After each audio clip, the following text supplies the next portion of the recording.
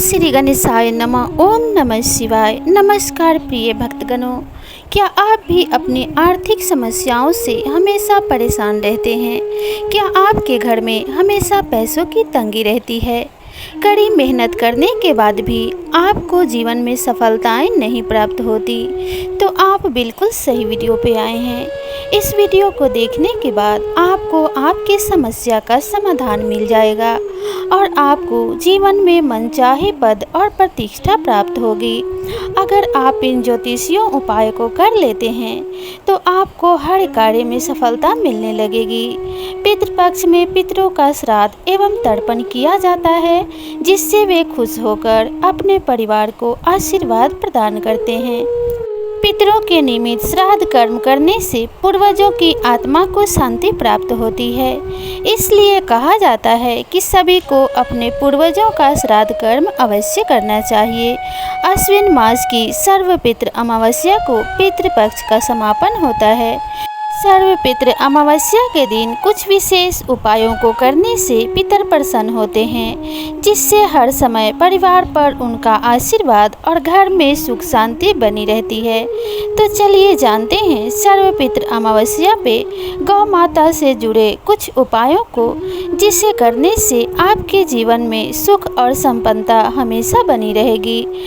भगवान श्री कृष्ण के द्वारा गाय को माता माना गया था, तब से गौ को माता का स्थान प्राप्त है और ऐसा माना जाता है कि गौ माता के अंदर 33 कोटि देवी देवताओं का वास होता है। गौ माता की सेवा भाव करने से घर में सुख समृद्धि आती है।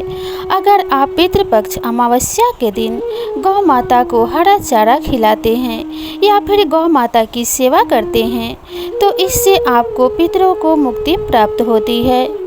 यदि कोई निर्धन असहाय व्यक्ति अपने पूर्वजों का पिंडदान या श्राद्ध कर्म करने में असमर्थ है तो उसके द्वारा पूरी भावना श्रद्धा से गाय को घास खिलाने से भी श्राद्ध कर्म का पूरा फल मिल जाता है और पितर भी तृप्त होते हैं और उन्हें मुक्ति प्राप्त होती है। पितृपक्ष के दौरान व्यक्ति द्वारा अपने मृत पूर्वजों को श्रद्धा के साथ अर्पित की गई कोई भी वस्तु उन्हें तृप्त कर देती है। इसके लिए सिर्फ भावना होनी चाहिए। भट्ट ने इसे एक कथा के माध्यम से भी समझाया। विराट देश में एक बहुत ही गरीब व्यक्ति रहता था। पिता की श्राद्ध तिथि आने पर उसके पास एक भी पैसा नहीं था। अब पिता का श्राद्ध कैसे करे, यह सोचकर उसे रुलाई आने लगी। एक विद्वान ब्राह्मण से उसने पूछा, आज मेरे पिता की श्राद्ध तिथि है और मेरे पास एक भी पैसा नहीं है, अब अपने पिता का हित कैसे करूं? इस पर ब्राह्मण ने कहा, घबराओ नहीं, पितरों के उद्देश्य से घास काट कर लाओ और गाय को खिला दो, इससे तुम्हें पिंडदान से भी अधिक फल प्राप्त होगा। यह सुन उस गरीब की जान में जान आई और उसने पूरी श्रद्धा भाव से गायों को चारा खिलाया।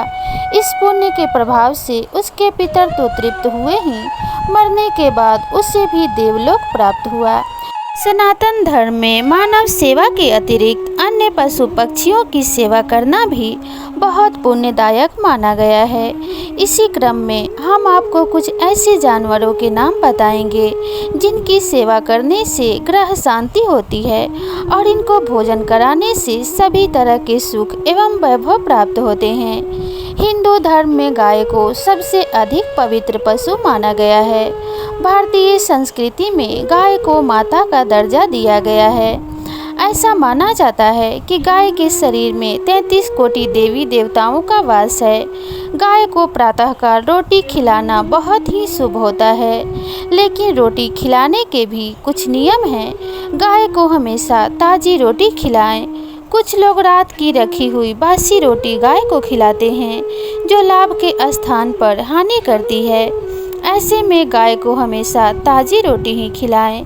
गाय को रोटी खिलाने से घर में अनिष्ट नहीं होता। देवता पितर हमेशा प्रसन्न रहते हैं।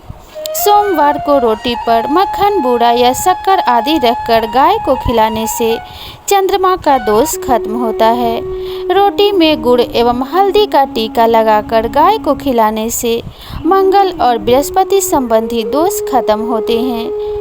अगर पितृपक्ष के दौरान आप अपने पितरों का श्राद्ध एवं तर्पण नहीं कर पाते हैं या फिर ऐसा करने का आपके पास सामर्थ्य नहीं है तो सर्वपितृ अमावस्या के दिन पितरों को प्रसन्न करने के लिए गाय को हरा पालक खिलाना चाहिए। ऐसा करने से सभी देवता प्रसन्न होते हैं और पितृपक्ष में गाय को हरा पालक खिलाने से और उनकी सेवा करने से सभी प्रकार की सुखों की प्राप्ति होती है एवं आपको पिंडदान और तर्पण से भी अधिक फल की प्राप्ति होती है और आपके पितरों को मोक्ष की प्राप्ति होती है जिससे वे प्रसन्न होकर आपको धन वैभव और सुख समृद्धि का आशीर्वाद देकर जाते हैं। ऐसा माना जाता है कि जिस घर के पितर प्रसन्न होते हैं उस घर में कभी आर्थिक संकटों का सामना नहीं करना पड़ता। तो सर्वपितृ अमावस्या के दिन गौ माता की इस उपाय को ज़रूर आजमाएं। इसके अलावा सर्वपितृ अमावस्या पर पीपल के पेड़ की पूजा का भी विशेष महत्व होता है। इसलिए इस दिन सुबह जल्दी उठकर पीपल के पेड़ के नीचे दीपक जलाना चाहिए। इससे पितृ प्रसन्न होकर आशीर्वाद देते हैं। और अगर आप समर्थ हैं तो सर्वपितृ अमावस्या के दिन पितरों का श्राद्ध एवं तर्पण अवश्य करें। पितृपक्ष में तर्पण का बड़ा महत्व है। इससे सर्वपितृ प्रसन्न रहते हैं और सुख समृद्धि का आशीर्वाद देते हैं। अमावस्या के दिन कुत्ते को घी से चिपड़ी हुई रोटी खिलाने से जीवन के संकटों से मुक्ति पाई जा सकती है और ऐसा करने से आपको शुभ फलों की प्राप्ति हो सकती है। हिंदू धर्म में कौओं को पितरों का कारक बताया गया है।